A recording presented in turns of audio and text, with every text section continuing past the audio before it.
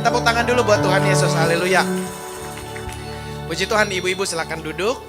Haleluya, ini saya nggak dapat jadwal janjian warnanya, tapi bisa samaan ya coklat-coklat ya. Berarti abis ini dapat coklat melalui WhatsApp. Dibagiin di WhatsApp aja ya coklatnya ya, karena kalau dibagiin langsung nanti gulanya naik. Oke, puji Tuhan, haleluya. Ibu-ibu yang terkasih, kita lanjut kepada serial khotbah kita yang ketujuh. Tidak terasa kita sudah sampai kepada seri ketujuh. Seri ketujuh temanya adalah damai yang berkelimpahan. Saya nggak usah tanya untuk ngangkat tangan, pasti semua kepengen damainya berlimpah, betul kan? Saya pun sebagai laki-laki, sebagai seorang suami, sebagai seorang ayah, sebagai seorang anak, sebagai seorang orang tua pun, sebagai seorang gembala pun juga mengharapkan bahwa kedamaian itu berlimpah dalam hidup kita. Bukan sekedar damai saja, tapi damainya berlimpah. Contoh, bukan hanya punya uang saja, tapi uangnya berlimpah. Kalau punya uang saja, rasa-rasanya kita cukup untuk diri sendiri, tapi kalau uangnya berlimpah, kita bisa pergunakan untuk bantu orang lain. Kalau damainya berlimpah, kedamaian itu bisa kita bagikan buat orang lain. Kalau cuma merasa damai saja untuk diri sendiri, ya belum namanya menjadi garam, belum namanya menjadi terang. Tapi kalau damainya berlimpah, kita bisa bagikan kepada orang lain. Haleluya. Maka itu target kita untuk para wanita adalah kedamaian yang berkelimpahan. Haleluya. Hari ini kita akan lihat dua hal saja, dua cara bagaimana wanita bisa mendapatkan damai yang berlimpah. Dua hal ini akan kita pelajari ibu-ibu yang terkasih. Tetapi sebelum kita masuk kepada ulasan khotbahnya, saya mau infokan sekali lagi untuk hari Sabtu. Hari Sabtu ada apa ibu-ibu? Ada acara kita. Nah, hari Sabtu itu ada acara kegiatan dari gereja kita, namanya Kelapa Gading Praise Festival. Jadi saya berpikir kita GBI Mawar Saron menjadi gereja karismatik pertama yang ada di Kelapa Gading. Kita sudah masuk di Kelapa Gading pada tahun 1993 ibu-ibu. 1993 berarti sampai sekarang udah berapa tuh ya? 93, 2003, 2013, 2023. Wih, udah 33 tahun loh ibu-ibu. Ya kan? Bener gak hitungannya? Betul ya? Berarti kalau 33 tahun berarti seumuran Tuhan Yesus tuh. Tapi tahun ini gak disalib lah gereja kita. Jadi ya kurang lebih berarti seumur Tuhan Yesus tuh 33 tahun. Jadi saya berpikir sebagai gereja karismatik pertama yang ada di Kelapa Gading. Saya ingat betul saat itu gereja baru ada dari gereja Katolik Santo Yakobus. Kemudian gereja GPMRI itu gereja Protestan. Paling-paling satu lagi GKI Kelapa Gading mungkin. Begitu, dan itu adalah gereja Protestan. Tapi gereja karismatik kita duluan ibu-ibu. Jadi kita sudah 33 tahun di sini, kita udah jadi akamsi. Apa tuh akamsi? Anak kampung sini. Kita akamsi nih di Kelapa Gading nih. 33 tahun loh ibu-ibu. Jadi melihat itu saya juga merasa sebagai pendeta, sebagai gembala berikutnya untuk meneruskan penggembalaan GBI Mawar Saron. Dan saya juga tidak memungkiri bahwa gereja sekarang sudah sangat banyak ibu-ibu di Kelapa Gading. Kalau tidak salah sudah diprediksi ada sekitar hampir 400 gereja loh ibu-ibu. Banyak apa banyak tuh? Banyak loh 400 gereja. Jadi 400 gereja ini diprediksi ada di Kelapa Gading. Saya pikir-pikir nanti kalau ibu-ibu ada berkat, belilah rumah di Kelapa Gading. Kenapa? Karena Tuhan Yesus datang kedua kali, sepertinya Kelapa Gading duluan yang akan diangkat. Karena 400 gereja loh, kalah Yerusalem. Malahan sekarang saya baru tadi pagi, sementara siap-siapkan khotbah untuk khotbah hari ini saat ini. Lalu saya sempat break sebentar buka-buka medsos.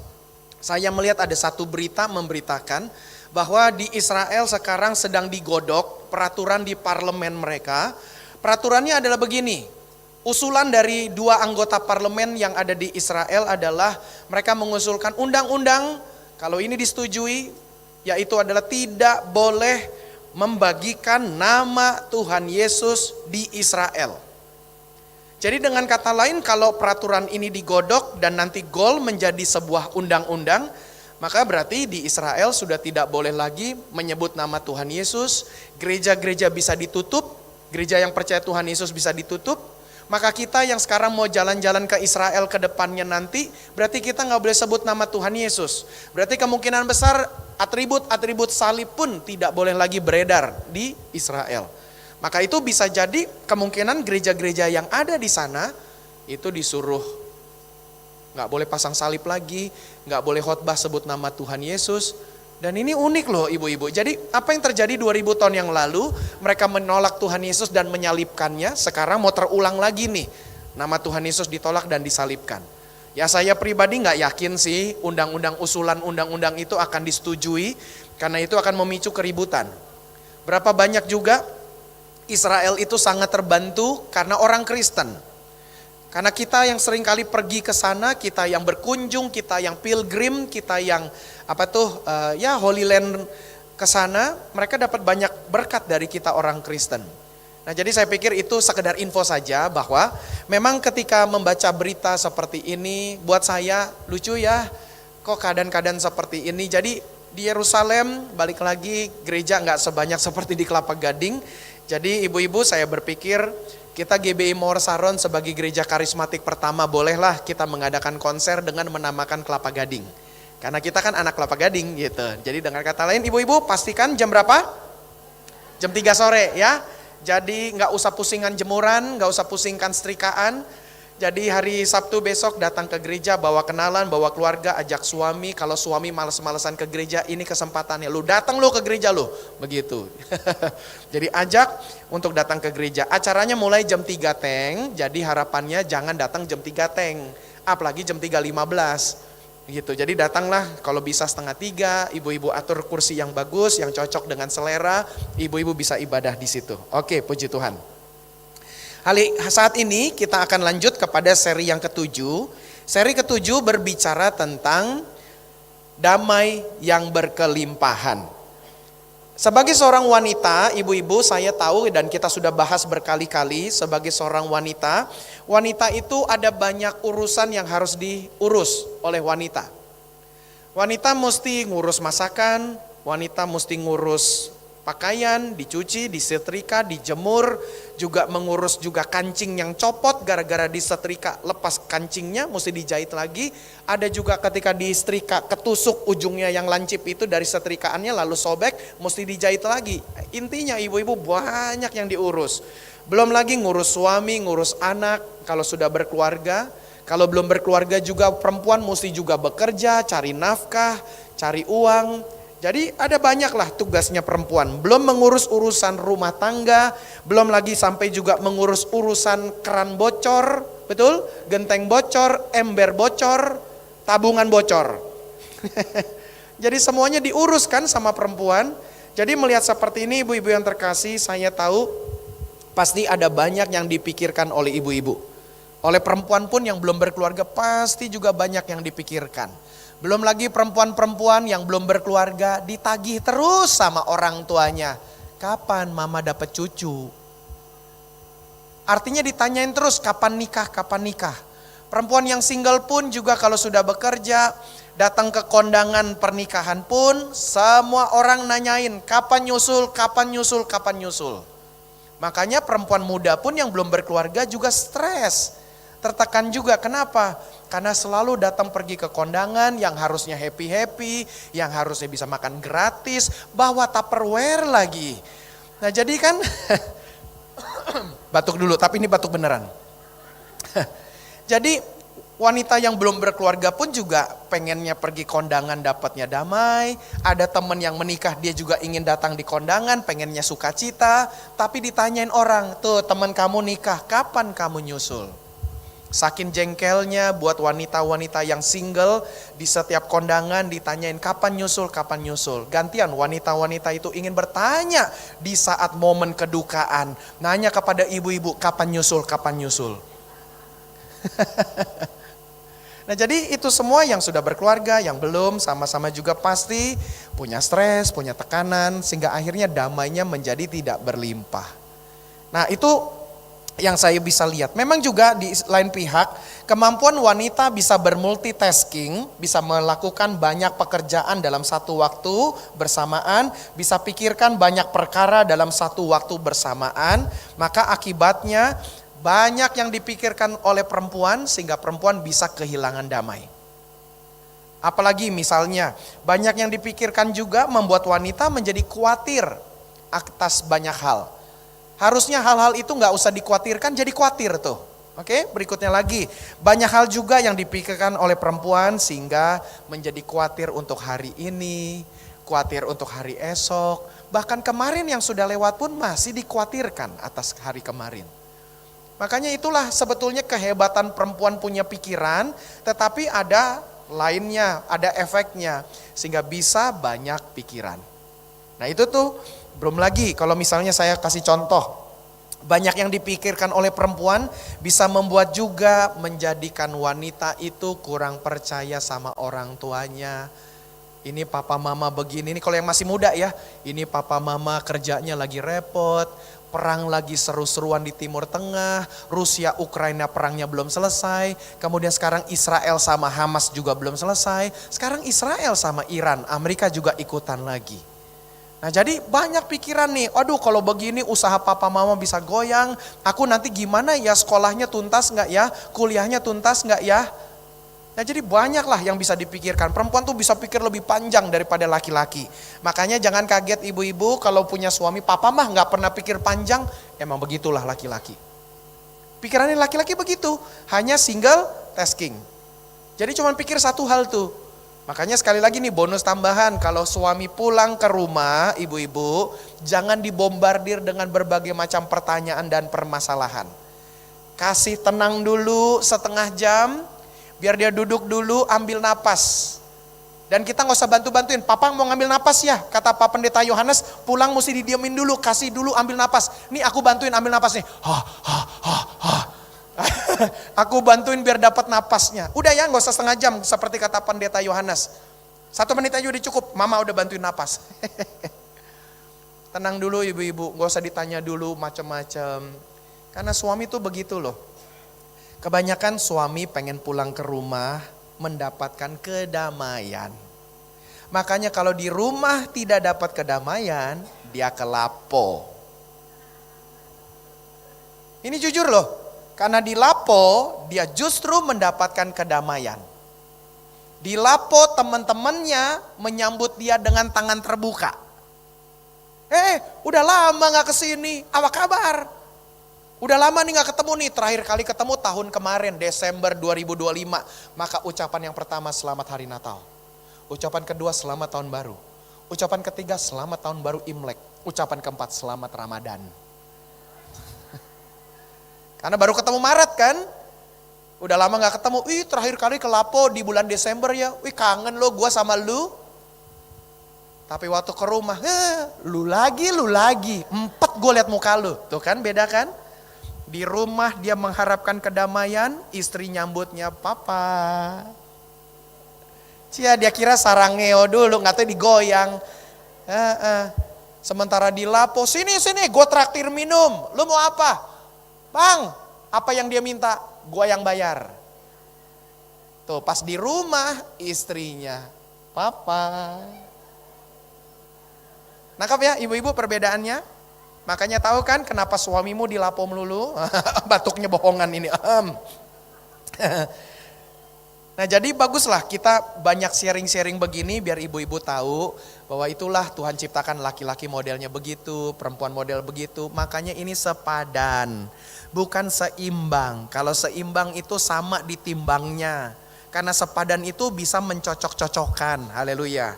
Nah jadi kita akan belajar hari ini bagaimana wanita bisa dengan kemampuan multitasking itu ada potensi bisa pusing, stres, banyak yang dipikirkan. Sampai akhirnya pun istri yang wanita-wanita yang sudah berkeluarga melihat suami makin lama makin tua, mulai mikirnya jauh ke depan. Nanti kalau laki gue pensiun gimana ya? Nanti kalau anak-anak juga udah pada susah gimana ya? Jadi mikirnya panjang, bagus sih untuk persiapan. Tapi seringkali itu membuat wanita menjadi stres. Nah, makanya gimana caranya supaya sekarang wanita-wanita belajar, gak apa-apa Tuhan kasih kemampuan bisa pikir panjang, Tuhan bisa kasih kemampuan untuk memikirkan banyak perkara, Tapi jangan kapasitas kemampuan perempuan multitasking itu membuat apa tadi? Stres. Karena nanti akibatnya adalah mulai meragukan kemampuan suami, mulai meragukan kemampuan anak, mulai meragukan kemampuan menantu, yang ujung-ujungnya meragukan kemampuan Tuhan Allah. Nah itu tuh makanya kita mau belajar hari ini 2 cara agar wanita mempunyai damai yang berkelimpahan. Semangat ibu-ibu? Haleluya. Boleh gak tepuk tangan dulu deh buat Tuhan Yesus. Ayat yang pertama. Ini ayatnya keren ibu-ibu. Kita akan lihat 2 ayat saja. Ayat yang pertama ini kita lihat pasal 4 ayat 6. Nanti bagian yang kedua pasal 6 ayat 4. Kebalikannya nih. Haleluya. Yang pertama dulu pasal 4 ayat 6 dari kitab Filipi. Filipi 4 ayat yang ke-6, ibu-ibu bisa lihat ke layar. Atau kalau boleh dibantu gambarnya saya digeser dulu gak apa-apa videonya supaya layarnya penuh dengan ayatnya. Biar kita bisa lihat ayatnya, ibu-ibu terbantu. Atau minggu depan libur ya? Oh masih ya? Oh ya masih, Oh ya minggu depan masih, oke. Jadi Filipi 4 ayat yang ke-6. Nah puji Tuhan lebih mendingan ibu-ibu bisa kebaca. Kalau enggak minggu depan bawa kekeran teropong. Kita boleh baca sama-sama ya. 2, 3. Janganlah hendaknya kamu khawatir tentang apapun juga. Tetapi nyatakanlah dalam segala hal keinginanmu kepada Allah dalam doa dan permohonan dengan ucapan syukur. Sekarang kata kamu diganti aku. Boleh ya? Kemudian nanti keinginanmu menjadi keinginanku. Oke, ulangi. 2, 3. Janganlah hendaknya aku khawatir tentang apapun juga, tetapi nyatakanlah dalam segala hal keinginanku kepada Allah dalam doa dan permohonan dengan ucapan syukur. Sekarang baca dalam hati. 2, 3.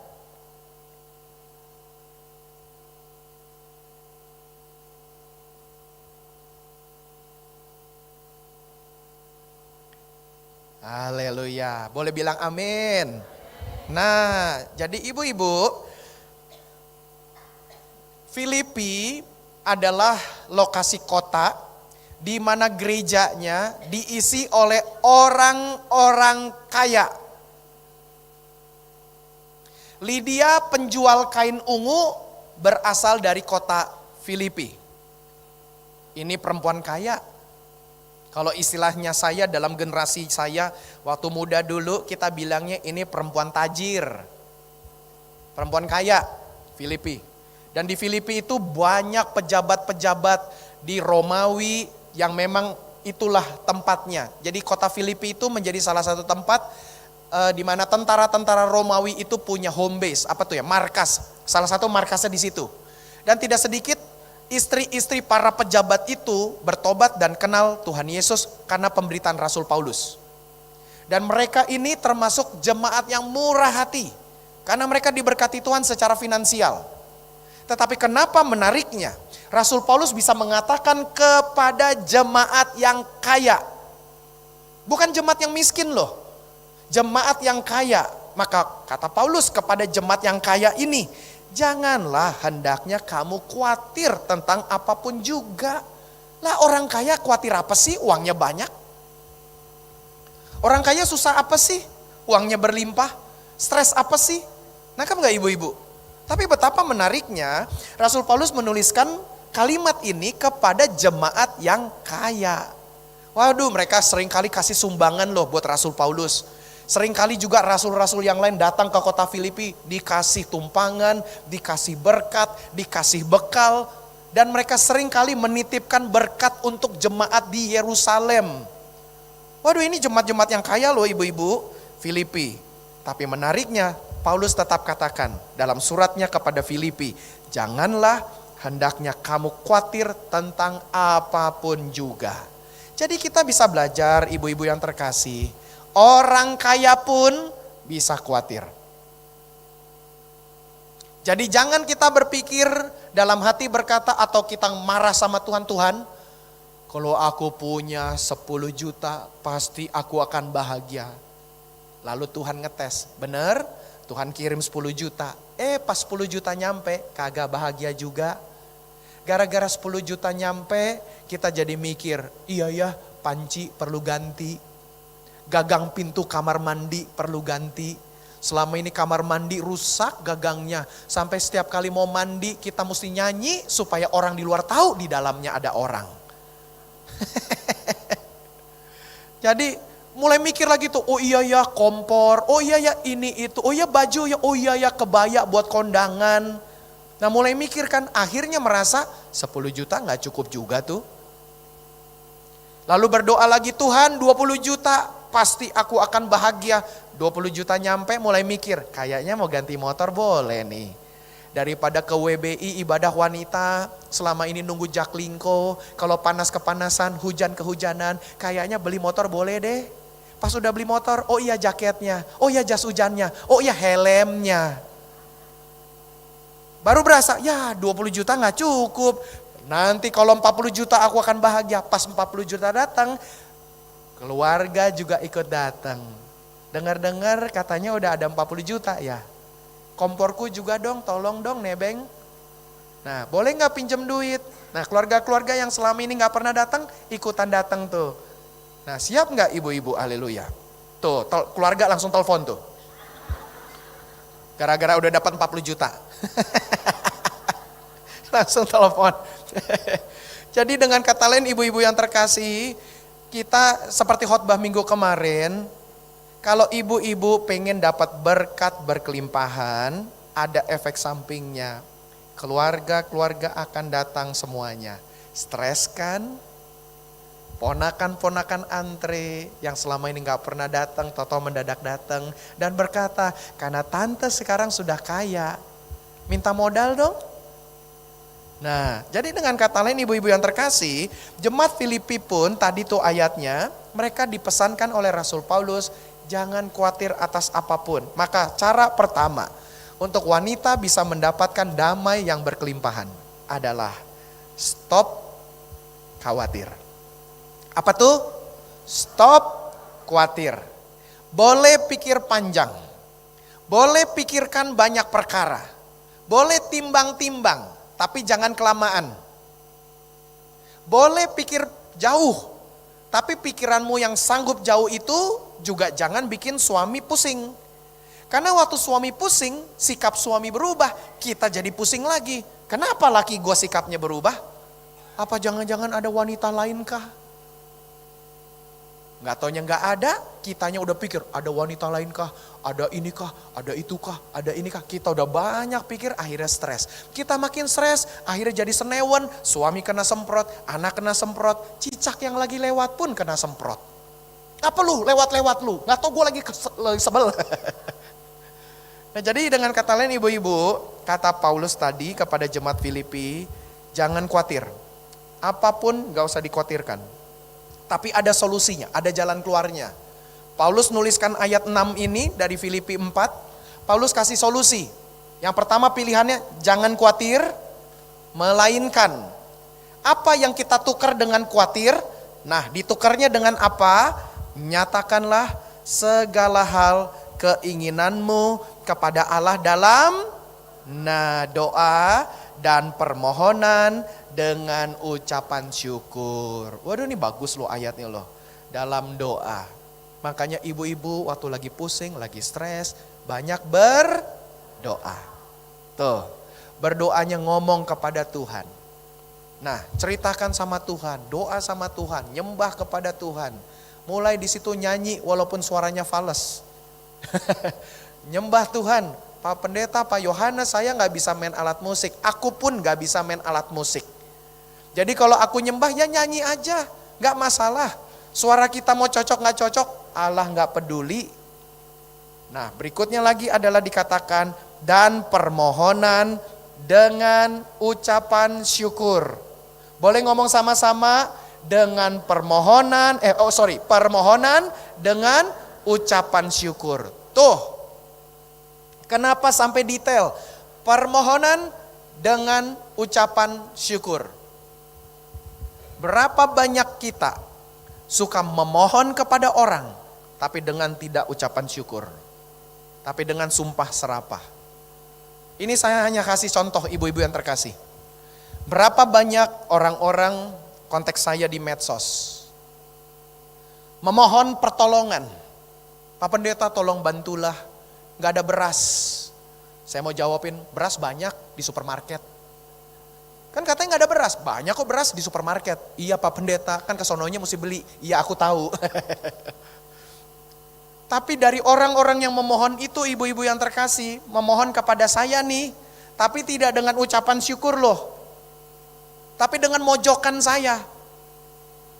Pak Pendeta kan enak, gerejanya besar. Loh, kok saya dipojokin? Lalu salah, saya jadi pendeta gereja besar. Pak Pendeta kan rumahnya enak, punya rumah. Loh, saya punya rumah disalahkan. Pak Pendeta kan enak, istrinya baik-baik, anaknya baik-baik. Loh, nangkap gak ibu-ibu? Akhirnya ketika saya melihat seperti itu, adalah satu orang, pas juga wanita, akhirnya saya tergerak. Saya yakin Roh Kudus yang menggerakkan untuk membimbing ibu ini. Saya bilang, Bu, kalau memang ibu ingin minta pertolongan dari saya, jangan pojokan saya. Salah satu kalimatnya dia berkata begini, Pak Pendeta kan enak tinggal di rumah. Saya bilang, kok kenapa kalau mau meminta pertolongan, saya dipersalahkan karena saya punya rumah. Bu, kalau model begini, semua orang hatinya akan terkunci. Bukan gitu caranya mau memohon. Nah sama juga, haleluya. Ayatnya boleh tolong lagi? Nah, sampaikanlah, nyatakanlah, apa tuh? Agak miring bacanya. Nyatakanlah dalam segala hal keinginanmu kepada siapa? Allah, dalam doa dan permohonan dengan ucapan syukur. Makanya seringkali doa kita gak dijawab, ibu-ibu yang terkasih. Karena apa? Kita nuduh-nuduh Allah. Engkau kan Allah Maha tahu, masa gak bisa tolong aku? Tuh, nuduh Allah kan? Allah masa gak bisa sembuhkan aku? Aku kan setia ke gereja, WBI aku selalu ibadah. Aku rajin perpuluhan, aku kolekte. Tapi kenapa kok aku sakit gak sembuh? Tuh, nangkap gak ibu-ibu? Jadi Rasul Paulus memberikan bimbingan kepada kita, seringkali kita selesai doa, khawatirnya masih melengket, masih melekat. Pak Pendeta aku udah doa ya, tapi kok masih stres? Karena kita doanya tidak dengan ucapan syukur. Makanya khawatirnya masih ada tuh. Nah kita mau hilangkan kekhawatiran kita, doa, mohon kepada Tuhan dengan ucapan syukur. Tuhan terima kasih. Tubuhku hari ini masih Tuhan izinkan untuk hidup. Sekalipun aku masih sakit, sakitnya belum sembuh, terpujilah nama Tuhan. Kalau Tuhan dengar kalimat begini, ibu-ibu, Tuhan disenangkan. 40 juta tadi datang tuh. Gak usah telepon berdering. Jadi artinya apa? Kita mau belajar hari ini, stop khawatir. Kita berdoa kepada Tuhan langkahnya. Kemudian kita sampaikan semua keluh kesah kita tanpa perlu menuduh Tuhan. Kemarin hari Minggu selesai khotbah, saya ngobrol-ngobrol dengan satu ibu juga. Lalu saya tanya gimana, ya kita bersyukur ya hari ini hujan, orang-orang tetap bisa ke gereja, walaupun gak banjir di gereja, puji Tuhan. Satu ibu ini bilang sama saya, iya Pak rumahnya banyak bocor, kalau hujan itu pusing sama bocor. Akhirnya saya bilang gini, Bu, bocor adalah tanda kita punya rumah. Betul nggak? Kalau mau untuk tidak mengalami kebocoran, jangan punya rumah. Betul nggak? Sekarang saya bilang lagi, kalau coba sekarang kita marah sama Tuhan, ini contoh ilustrasi. Tuhan kenapa rumahku bocor? Lalu Tuhan nyaut, oke, aku cabut rumahnya mau? Supaya gak bocor? Ya jangan dong Tuhan. Nah kalau gitu doa dan permohonannya dengan ucapan syukur dong. Ini lagi pusing nih, termasuk saya juga ibu-ibu yang terkasih.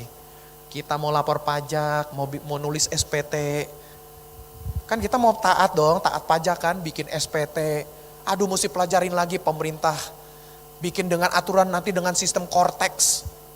Aduh, pusing nih, korteks lagi, apalagi nih korteks, kita taunya tekotek, anak ayam, itu lain.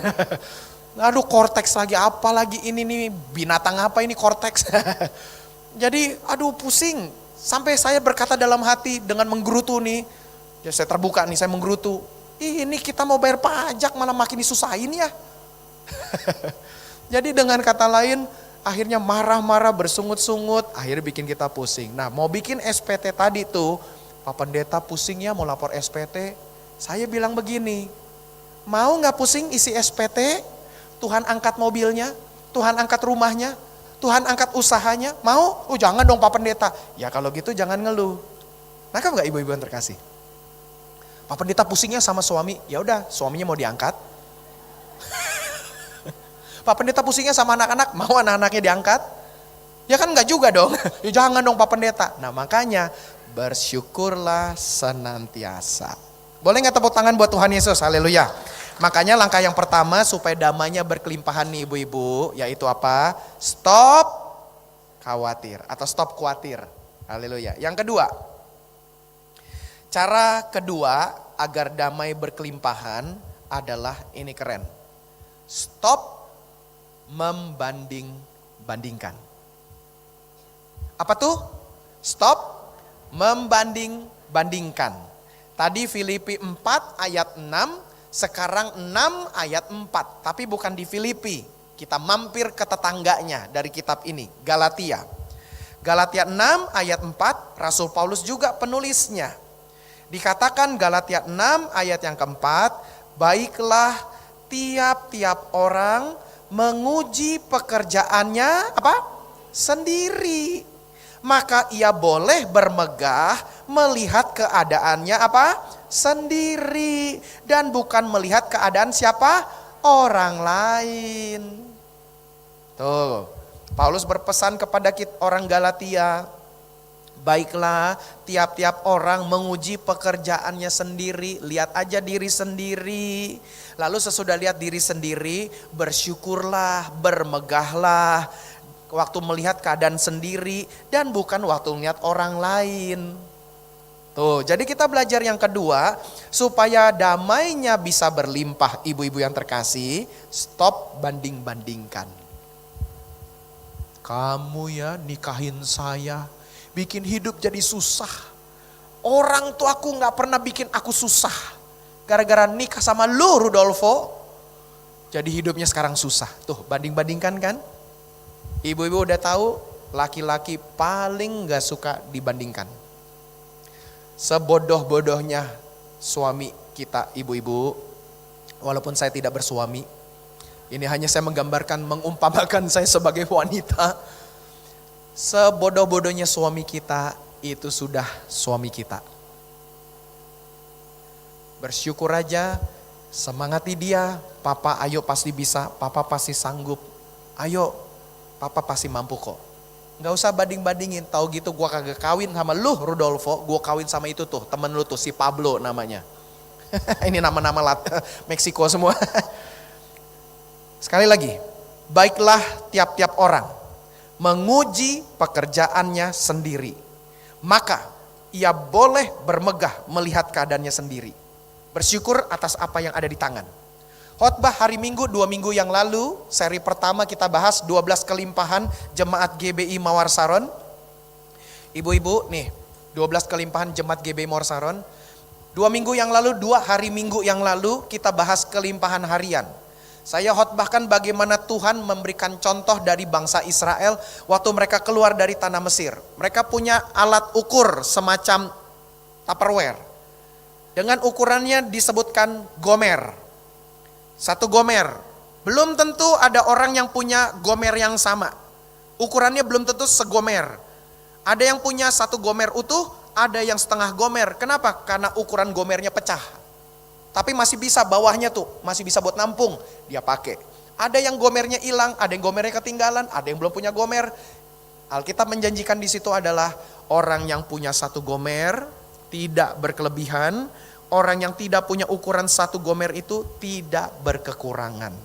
Sehingga Tuhan memberikan berkat dalam harian itu pasti cukup. Maka itu ibu-ibu yang terkasih, setiap takaran berkat yang Tuhan taruh dalam hidup kita, Tuhan kasih jaminan apa tadi? Cukup. Karena kita membanding-bandingkan, maka kita merasa tidak cukup. Makanya karena kita suka banding-bandingkan, akhirnya menjadi merasa tidak cukup. Maka itu akhirnya seteres. Sudah seteres, damainya hilang. Nah ini bagus nih, nanti kan mau libur lebaran kan ibu-ibu. Yang muda-muda apalagi nih. Papa, suami, tetangga nih bisa bawa istri dan anak-anaknya jalan-jalan keluar kota. Kemana tuh mah? Ke Bandung. Kapan kita ke Bandung? Banding-bandingkan. Tetangga yang sebelah kanan walaupun suaminya itu juga sama istrinya galak, tapi segalak-galaknya suami, istri dan anak-anaknya bisa dibawa keluar pulau. Kemana tuh mak? Ke Bali. Kapan kita ke Bali? Yang satu ini tuh, yang sebelah kiri tuh, nomor rumahnya 13, yang kata orang angka sial. Tapi ternyata suaminya bisa bawa istri dan anak-anaknya jalan-jalan ke luar negeri. Kemana mah? Singapura. Kapan kita ke Singapura? Aku udah bosan di dapur, aku pengen ke Singapura. Kata istrinya kepada suaminya. Maka suami bilang, sabar mah, kalau begitu papa ajak mama. Gak jalan-jalan keluar kota, gak jalan-jalan keluar pulau, lebih daripada jalan-jalan keluar negeri. Kemana tuh Pak? Kita mau keluar planet. Kemana luar planet? Udah tahu kan? Nah, ke matahari, diskon gede-gedean lebaran. Matahari gak ada, adanya Ramayana. Jadi ibu-ibu yang terkasih, stop banding-bandingkan, haleluya. Sama kita pun laki-laki juga gitu kok. Andai kata ini khotbah untuk bapak-bapak, saya akan bilang juga bapak-bapak, kita akan stres, kita akan hilang damai kita. Kalau kita pun laki-laki membanding-bandingkan. Kita bandingkan diri kita dengan orang lain, akhirnya kita stres. Pulang ke rumah marah-marah sama istri. Tuh, marah-marah sama anak. Jadi dengan kata lain, ini harus kita lakukan, haleluya. Supaya cara yang kedua ini damai bisa berkelimpahan. Stop banding-bandingkan. Ada pendeta dari Amerika mengatakan, kalau kita suka membanding-bandingkan, itu adalah cara untuk kita kehilangan damai. Maka itu kalau saya boleh sedikit poles-poles kalimat dari pendeta itu saya tambahkan, kalau kita suka membanding-bandingkan, itu adalah jalan tol. Langsung cepat nyampenya menuju kepada apa? Stres. Cepat nyampenya, langsung tuh. Kalau kita banding-bandingkan, kalau kita mikirkan toko, kok kenapa toko nggak rame ya, kok sepi ya. Kalau kita misalnya suami kita narik taksi, narik gojek, narik grab, pulang ke rumah, aduh mak, lebaran sepi, maksud bukan lebaran, bulan puasa sepi. Lalu kita pikirkan banyak hal lagi, aduh kok kenapa sepi gini ya. Paling-paling itu kita pikirnya jauh untuk nyampe ke level stres. Tapi kalau kita banding-bandingkan, itu langsung nyampe stresnya tuh. Ibu-ibu, kalau kita masih ngobrol sama suami, kenapa Pak kok jadi sepi sih, kenapa? Kita mencoba untuk berpikir untuk gak langsung nyampe stres. Ya nih mas, selalu deh setiap bulan puasa. Oh kalau selalu setiap bulan puasa tarikannya kurang, ya udahlah Pak sabar ya. Ini nanti akan selesai kok bulan puasa, nanti rame lagi. Tuh kan gak langsung stres kan? Tapi waktu membanding-bandingkan, ya papa sih dulu kerjanya begini, udah kerja dulu di kantor baik-baik, papa juga sih kena PHK, akhirnya papa mesti narik begini. Tuh banding-bandingkan kan? Langsung nyampe stres tuh. Makanya ibu, tips yang kedua, apa tadi? Stop membanding-bandingkan. Ibu-ibu nanti mau pergi kondangan, ngeliat kebaya ibu-ibu yang lain kok lebih bagus, banding-bandingin. Pas lihat, wih bagus ya kebayanya. Lihat sendiri, ya kebaya saya udah setahun gak ganti-ganti. Tuh banding-bandingkan kan, akhirnya stres. Jadi mau kita laki-laki perempuan, tua maupun muda, miskin maupun kaya, bergelar tidak bergelar, kalau semua membanding-bandingkan pasti akan stres. Jadi hari ini kita belajar 2 hal yang baik ya, walaupun sederhana kan. 2 hal sederhana, gampang gak dilakukan? Sebenarnya gampang. Tapi pertanyaan, mau gak? Sekali lagi yang pertama tadi apa tuh? Stop khawatir. Coba nengok kiri kanan bilang stop khawatir. Tuh. Iya. Yang kedua, ngomong sama-sama kiri kanan lagi, stop banding-bandingkan. Tuh. Gak usah bandingkan kakak kita yang perempuan nikah dengan orang kaya. Kita bilang tuh, aduh beruntungnya kakak saya ya nikah sama orang kaya. Gue kawin sama lu Rudolfo. Udah, jangan banding-bandingkan ya. Haleluya. Jadi 2 prinsip ini, biar ini boleh menjadi fondasi ibu-ibu. Menyongsong kita memasuki bulan ketiga, minggu ketiga. Kalau kita stop khawatir, stop banding-bandingkan, minggu ketiga, minggu keempat, ganti bulan April, ganti bulan Mei, ganti tahun-tahun selanjutnya, kita akan selalu damainya berlimpah. Tepuk tangan, mari kita bangkit berdiri, haleluya.